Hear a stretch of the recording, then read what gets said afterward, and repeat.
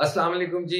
आज की वीडियो को खुसूसी तौर सोप 2024 के कैंडिडेट्स के लिए तैयार किया गया है। आज की वीडियो में हम सेक्शन ऑफिसर प्रमोशनल एग्जाम्स के हवाले से सिलेबस डिस्कस करेंगे, किन किन मामलात में मैं आपकी मदद कर सकता हूं इस पे बात करेंगे, और आपको किस तरीके से इसकी तैयारी को प्लान करना है इस पर बात करेंगे। तो जरूरी है कि आप अपने पास डायरी और पेंसिल रखें और जो आपको इंपॉर्टेंट पॉइंट्स लगे वो आप लिखते जाएं। सबसे पहले मेरा मुख्तसर सा तारुफ ये है कि मेरा नाम रिजवान राव है। मैंने बाय एजुकेशन MBA फाइनेंस किया।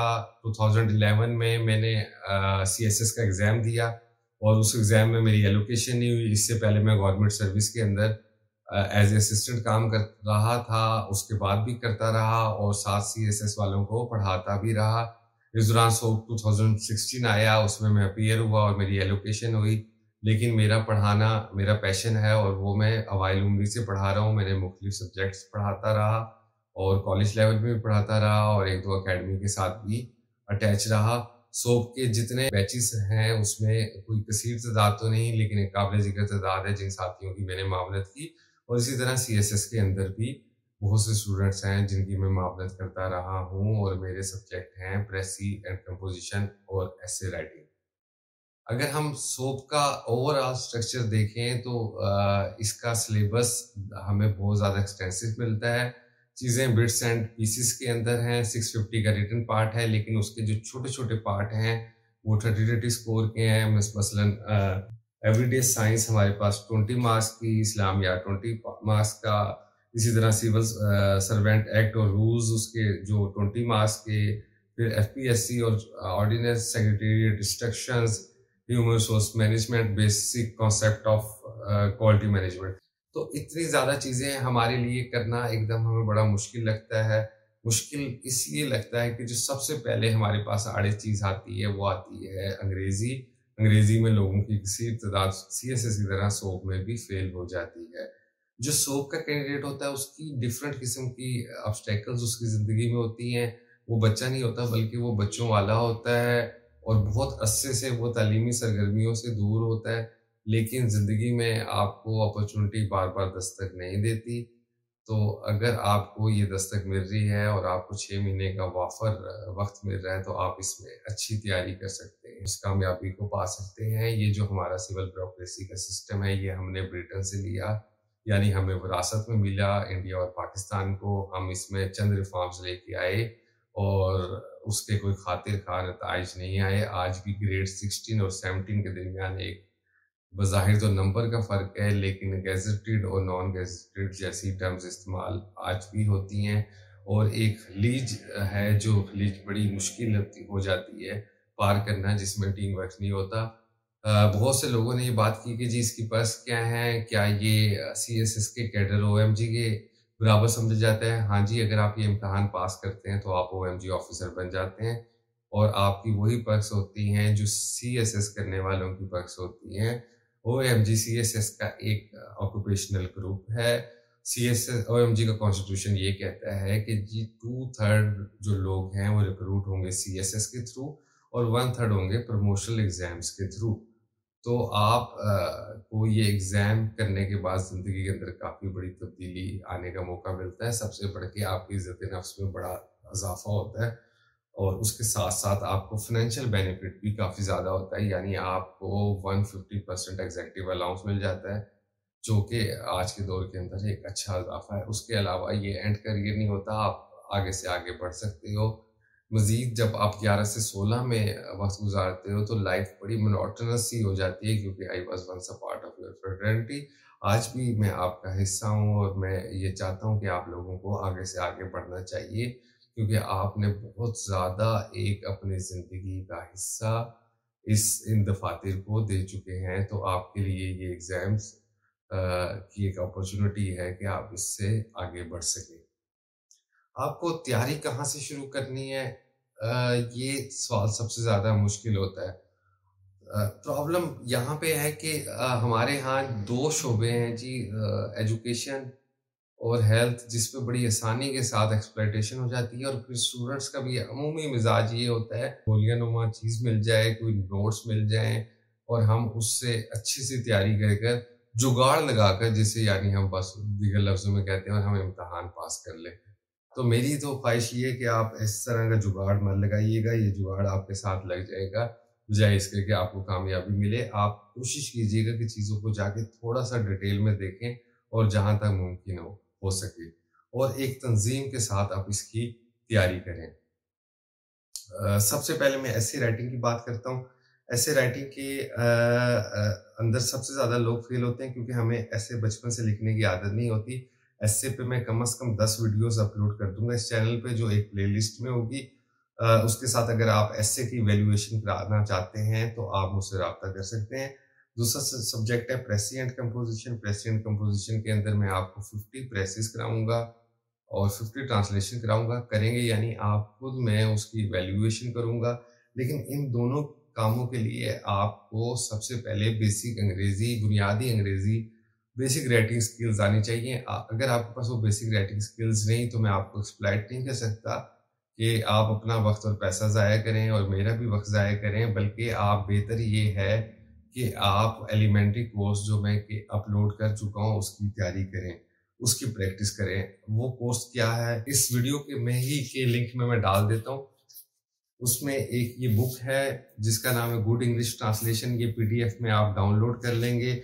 इस बुक के अंदर बहुत सी एक्सरसाइजेज हैं। इस एक्सरसाइजेस को आपने खुद से हल करना है। आपको किसी के पास जाने की कोई जरूरत नहीं। आप प्रेसी या ऐसे राइटिंग तब तक नहीं सीख सकेंगे जब तक आपको बेसिक राइटिंग स्किल्स नहीं आती होंगी। और बेसिक राइटिंग स्किल्स सीखने के लिए इससे अच्छी कोई बुक नहीं है। ये 70+ एक्सरसाइजेस पे मुश्तमिल है और उसके हर टेंस की और हर एक्सप्रेशन की इसमें डिटेल दी हुई है। उसके बाद एक्सरसाइजेस है। उस एक्सरसाइजेस को हल कर कर आप मेरी एलिमेंट्री कोर्स की जो वीडियोस हैं उसके साथ मैच कर सकते हैं। ये एक आजमाया हुआ नुस्खा है। बहुत से स्टूडेंट को मैंने ये करवाया और इसके बड़े खातिरखान नताइज हो गए। अगर आपको बेसिक राइटिंग स्किल्स आती होंगी तो आप आगे बढ़ सकोगे, अदरवाइज आप अपने आप को भी धोखा दोगे और दूसरों को भी धोखा देने की कोशिश करोगे।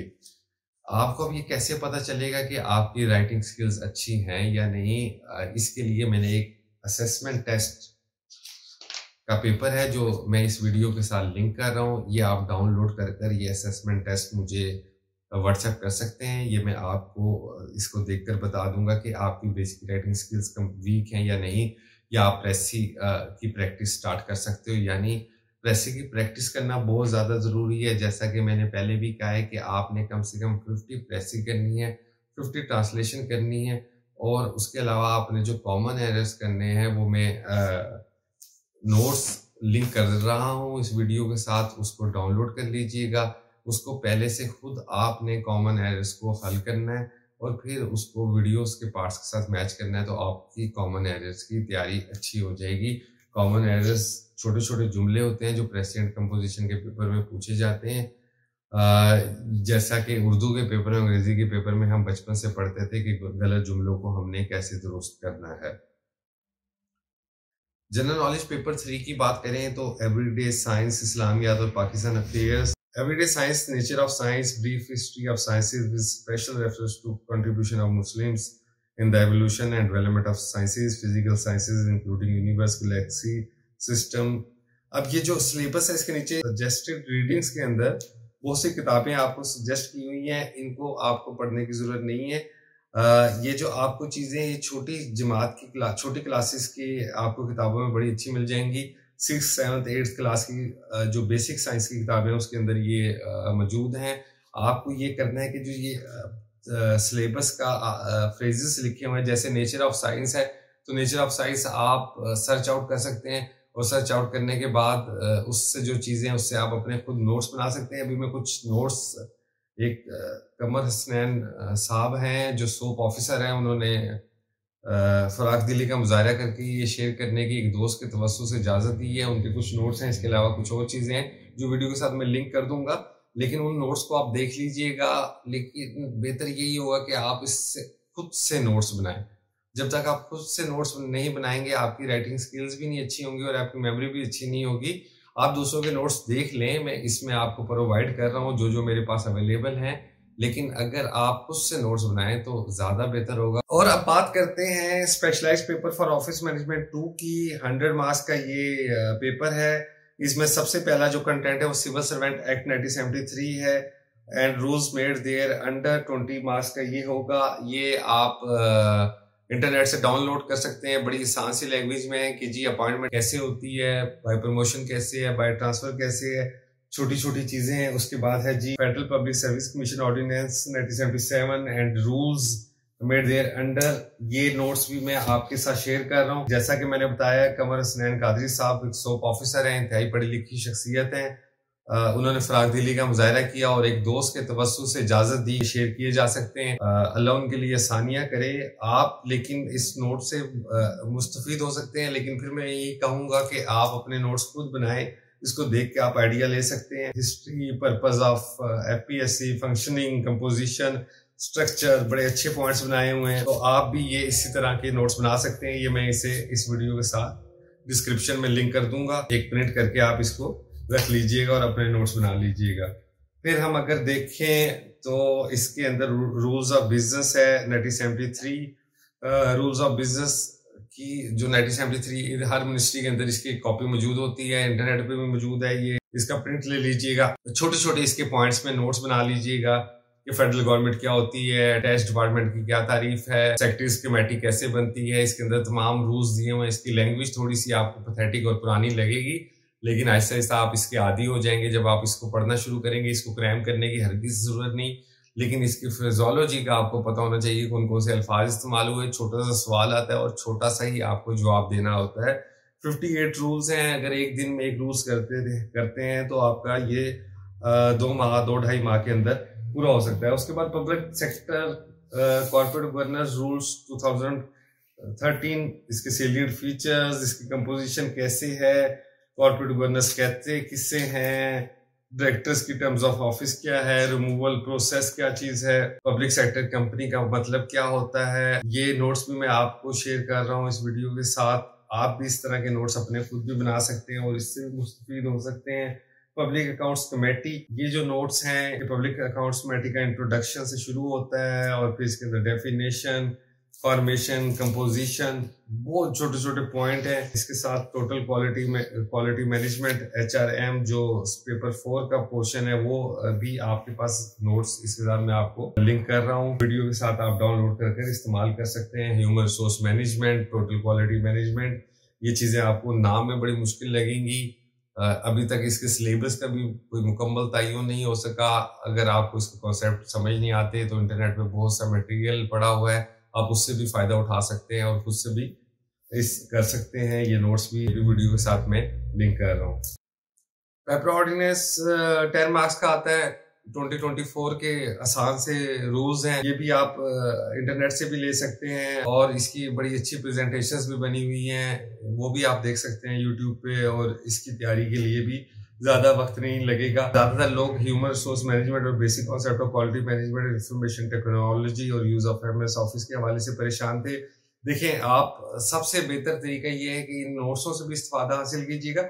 और ये जो सिलेबस का कंटेंट है, अगर आप इस कंटेंट को जो इसके साथ हमें डिटेल दिया हुआ है, गाइडलाइंस उसकी हेडिंग है, अगर आप इसको इंटरनेट पे डालेंगे ना तो आपको बहुत सारी चीजें मिल जाएंगी। अगर आप उसमें इन सिंपल लैंग्वेज लिख दें या फॉर किड्स लिख दें या बेसिक कॉन्सेप्ट लिख दें तो आपको मजीद आसान लैंग्वेज के अंदर भी चीजें मिल जाएंगी। बस आप करने वाले बने तो सोर्सेज और मटेरियल की आजकल बिल्कुल कमी नहीं है। ऑप्शनल के अंदर हिस्ट्री ऑफ पाकिस्तान इंडिया पे मैंने एक सीरीज का आगाज कर दिया जिसकी एक वीडियो अभी तक आई है और बहुत जल्द ज्यादा वीडियोस आ जाएंगी। और ये मेरा अपना सब्जेक्ट है। जो भी मटेरियल होगा, जो भी नोट्स हैं, वो मैं वीडियो के साथ लिंक कर रहा हूँ, आप इसको देख सकते हैं। इसके अलावा आपको कुछ बुक्स हैं जो आपको पढ़नी है। सबसे पहले जो मैं बुक रिकमेंड करूंगा वो द मेकिंग ऑफ पाकिस्तान है, KK अजीज की।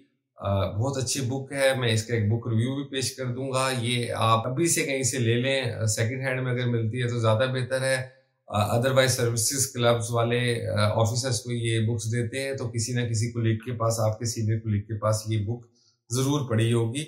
6-7 बुक जरूर पढ़ लीजिएगा, थोड़ा सा विजन बन जाता है, थोड़ा सा जहन खुल जाता है और लिखने के अंदर आपको ज्यादा आसानी रहती है। सबसे ज्यादा जो प्रॉब्लम देखने पे आया है वो कैंडिडेट लिखना नहीं चाहते। हालांकि आपको ये इम्तिहान राइटिंग में देना है, सबसे पहले इसका रिटन पार्ट पास करना है तो आप इंटरव्यू तक पहुंचेंगे। टाइम मैनेजमेंट के हवाले से भी आपको लिखना बहुत जरूरी है, क्योंकि अगर आपकी राइटिंग स्पीड कम होगी तो आप पेपर के अंदर डिलीवर नहीं कर सकते। आप किसी से भी पढ़ें, किसी भी एकेडमी में जाएं, इसके ऊपर भी मैं अभी बात करता हूँ कि एकेडमी में जाना है या नहीं। सबसे ज्यादा इंपॉर्टेंट ये है कि आप कितना ज्यादा लिखते हो और कितनी ज्यादा इवेल्युएशन कराते, यानी आप लिखने की प्रैक्टिस कितनी ज्यादा कर रहे हैं और किससे चेक करवा रहे हैं, ये सबसे ज्यादा इंपॉर्टेंट है। किसी भी टीचर के पास कोई भी टेबलेट नहीं होती जो आपको दे दी जाए और आपको ये आसानी के साथ आप ये सारी चीजें कवर कर लो। आपको खुद मेहनत करनी पड़ेगी। आपको कोई गाइडलाइंस तो जरूर दे सकता है, लेकिन आपको घोल के नहीं पिला सकता। अब हम बात करते हैं एकेडमी की कि सो के कैंडिडेट को एकेडमी जाना चाहिए या नहीं जाना चाहिए। मुख्तलिफ राय पाई जाती है जी। एकेडमी के अंदर एक प्रॉब्लम जो सबसे ज्यादा होता है, क्योंकि वो कमर्शियल कंसर्न होता है तो उसको सर्विस डिलीवरी वो उसके साथ मैच नहीं कर सकता, उस तरह वो कवर नहीं कर सकता सिलेबस जिस तरह की उसे करना चाहिए। फिर उसको हर तरह का स्टूडेंट को रखना होता है क्योंकि उसके कमर्शियल कंसर्न्स होते हैं। एकेडमी में स्टूडेंट्स को जाना चाहिए जिन स्टूडेंट्स की अच्छी खासी तैयारी होगी और उनको बजट अवेलेबिलिटी का कोई मसला नहीं, क्योंकि वहां पे चंद एक क्लासेस होती हैं, अच्छी ओरिएंटेशन जरूर मिल जाती है, डिस्कशन भी मिल जाती है, लेकिन वो डिस्कशन आप ग्रुप्स भी बना सकते हो और उसके तहत भी कर सकते हो। कुछ लोगों ने पूछा कि जी इसके लिए टाइम कितना मिलता है, टाइम कितना लगाना पड़ता है। तो टाइम आप पर डिपेंड करता है कि आप कितना टाइम आपको जरूरत है। अगर आप अभी बिल्कुल बिगनर लेवल के हो, ज्यादा वक्त देना पड़ेगा, और अगर आपकी इंग्लिश राइटिंग स्किल्स अच्छी हैं, बिगिनर लेवल या मीडियम लेवल और ये या एडवांस लेवल, ये डिसाइड होता है आपकी राइटिंग स्किल से और आपकी नॉलेज बेस से। अगर ये ज्यादा दो चीजें आपकी अच्छी हैं तो फिर आपको कम वक्त देना पड़ेगा। अगर एक एवरेज स्टूडेंट को देखें तो 2 से अगर वो 3 घंटे डेली इसको देता रहा 6 माह के लिए तो ये पास करना इतना ज्यादा मुश्किल नहीं। एक क्यूरी आई थी कि जी इसमें कोई शॉर्ट तरीका है। देखें जी, जिंदगी के अंदर जो मुकद्दर है वो क्रिटिकल रोल प्ले करता है। आप अपनी तैयारी अच्छी कर सकते हैं, 100% तैयारी कर सकते हैं, लेकिन 100% तैयारी करने के बाद भी आपके मुकद्दर जरूर, आपका लक फैक्टर और जो नेचर है वो अपना रोल जरूर प्ले करती है। लेकिन सबसे पहले जो जरूरी है कि आप इसकी अच्छी सी तैयारी करें। एक बहुत अहम बात ये है कि जी अगर आपके पास छुट्टी की अवेलेबिलिटी है, लीव रूल्स ये कहते हैं कि आपका राइट है, इस्तेकाक तो नहीं है, लेकिन अगर आप के अवेलेबिलिटी में छुट्टी पड़ी है और आपको आसानी के साथ मिलती है तो आप जरूर छुट्टी अवेल कीजिएगा। फिर वही कहूंगा कि ये एग्जाम रेगुलर बेसिस पे नहीं होते, 2 साल का डिफरेंस तो आ ही जाता है और इससे ज्यादा भी आ जाता है। तो आपको अगर एक मौका मिल रहा है तो आप इसको जाया मत कीजिएगा और छुट्टी लेकर खूब अच्छी तरीके से तैयारी कीजिएगा। किसी भी चीज को अगर फाउंडेशन से स्टार्ट करेंगे, बुनियाद से स्टार्ट करेंगे तो आसानी होगी। इसलिए ये मैंने एलिमेंट्री कोर्स रखा हुआ है। इस एलिमेंट्री कोर्स के जरिए बहुत से लोग हैं जो आज ऑफिसर्स बने हैं, CSS में भी और सोब में भी, क्योंकि उन्हें मैंने बुनियाद से लेके चला था। एलिमेंट्री कोर्स सबका सब ऑनलाइन मौजूद है। 40 वीडियोस हैं जो वो इसकी अपलोड हो चुकी हैं गालबन, और मजीद भी हो जाएंगी। लेकिन आपको ये उस सतह पर पहुंचा देगा कि आप किसी से पढ़ने के काबिल हो जाएंगे। मशवरा ये है कि अपना पैसा और वक्त जाया ना कीजिएगा। जब तक कि आप बुनियादी अंग्रेजी नहीं लिख सकते, आपको कोई अंग्रेजी नहीं सिखा सकता। ये बिल्कुल क्लियर बात है। तो ये आप बुनियादी अंग्रेजी इस कोर्स के से बड़ी आसानी के साथ सीख सकते हैं। अब अगर हम ऑप्शनल की बात करें तो ऑप्शनल के अंदर मेरा जो सब्जेक्ट है वो तो मैंने आपको बता दिया कि मैं उसकी आपको मदद कर दूंगा। लेकिन 2021 के जो पेपर हैं वो हिस्ट्री ऑफ पाकिस्तान इंडिया के हवाले से जरा डिफरेंट पेपर था, तो आपको इस बार ज्यादा अच्छी तैयारी करनी चाहिए। जो बाकी ऑप्शनल सब्जेक्ट हैं इसका आपको बहुत सारा मटेरियल यूट्यूब पे भी मौजूद है और इसके अलावा CSS के नोट्स भी मिल सकते हैं।